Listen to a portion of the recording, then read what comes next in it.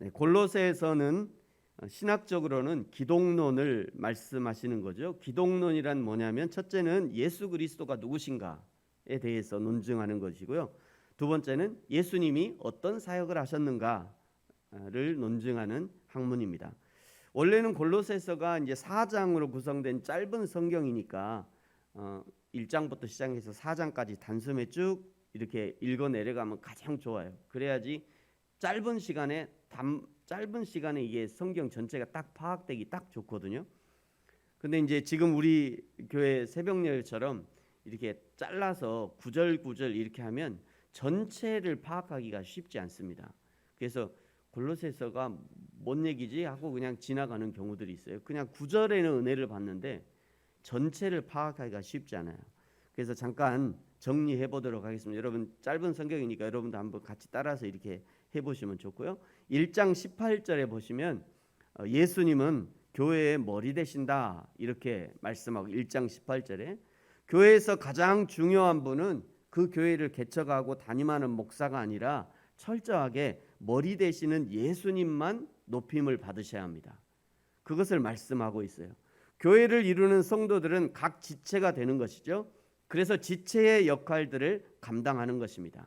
이런 부분은 이제 고린도전서 12장 12절 이하에 보면 매우 몸의 비유를 통해서 매우 잘 설명하고 있어요. 예수님이 교회의 머리 되시기 때문에 1장 24절에 보시면요. 바울은 그리스도의 남은 고난을 그의 몸된 교회를 위하여 내 육체, 바울의 육체에 채우겠다 이렇게 고백하고 있죠. 세상 모든 사람들의 삶은요 다 고단합니다.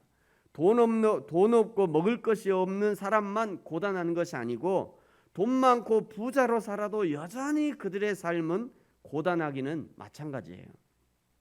이왕 고단한 인생을 사는 거 무엇을 위해 고단하게 살 것인가를 우리 각자가 결단해야 될 문제입니다.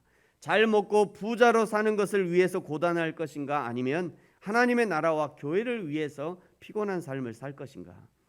1장 29절에요. 바울이 고백하죠. 나도 내 안에서 역사하시는 성령의 역사를 따라 힘을 다하여 수고하겠다.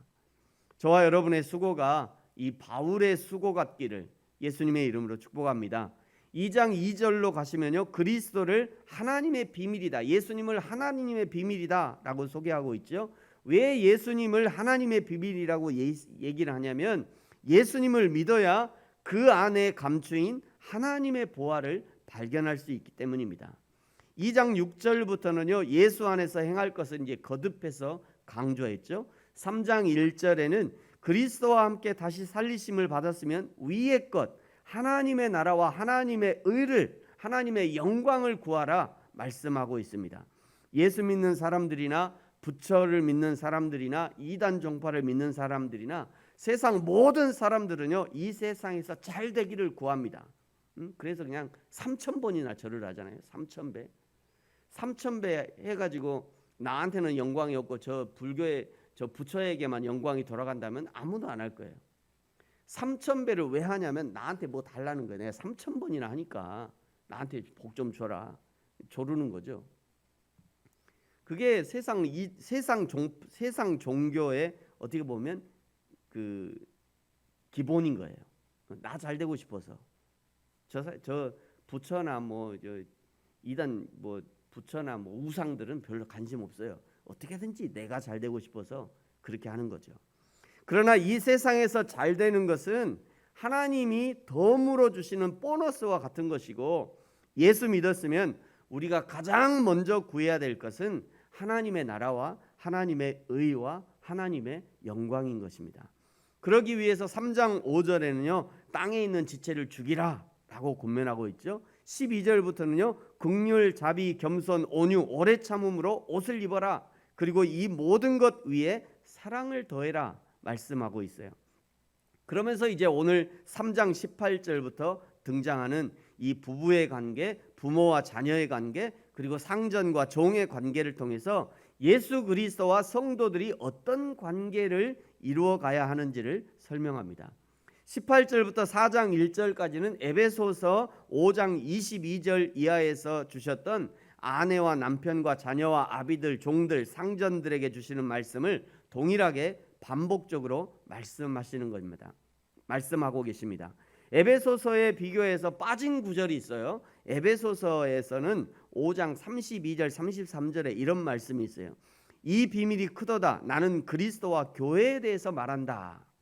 그러니까 아내와 남편을 예를 들면서 사실은 이거는 예를 드는 거고, 내가 진짜 얘기하고 싶은 것은 그리스도와 교회에 대해서 지금 말하는 거야. 이렇게 설명하고 있는 거죠.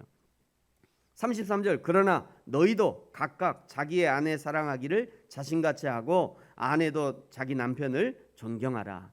에베소서가 교회론, 오늘 골로새서가 기독론을 말씀하시는 거고, 가정생활을 예로 들고 있지만 그렇다고 예로만 끝나는 것이 아니라 이것이 가정생활의 매우 중요한 원리로 지켜야 하고 작용하는 것이다 라고 알려주시는 겁니다.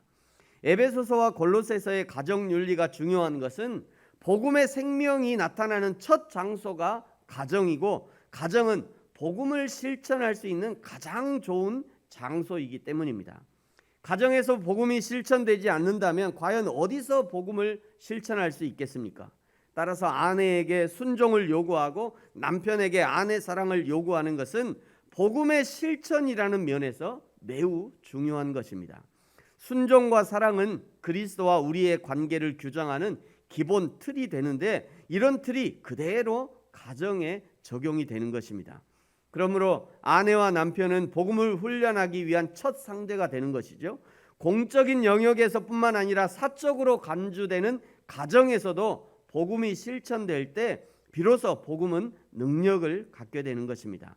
아내와 남편의 관계는 자식과 부모의 관계, 또 종과 상전의 관계와도 동일하게 적용되어지는 거죠. 순종과 사랑이 그것입니다.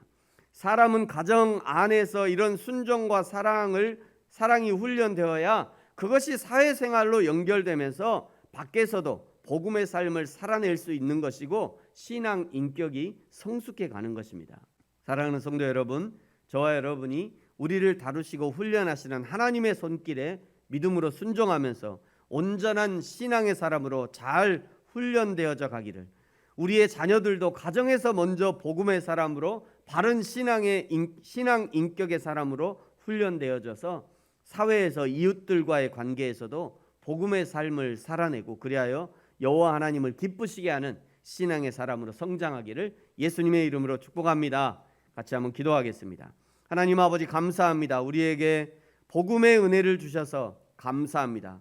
우리에게 주신 가정에서 먼저 복음을 실천할 수 있게 하시고, 예수님이 십자가의 죽으심으로 우리에게 생명 주신 것처럼 우리도 예수님의 삶을 본받아 나를 통해 가정이 살고 자녀들이 살며 이웃과 사회가 살아나는 참된 복음의 삶을 살게 하여 주옵소서. 감사합니다. 예수님의 이름으로 기도합니다. 아멘. 하늘에 계신 우리 아버지요,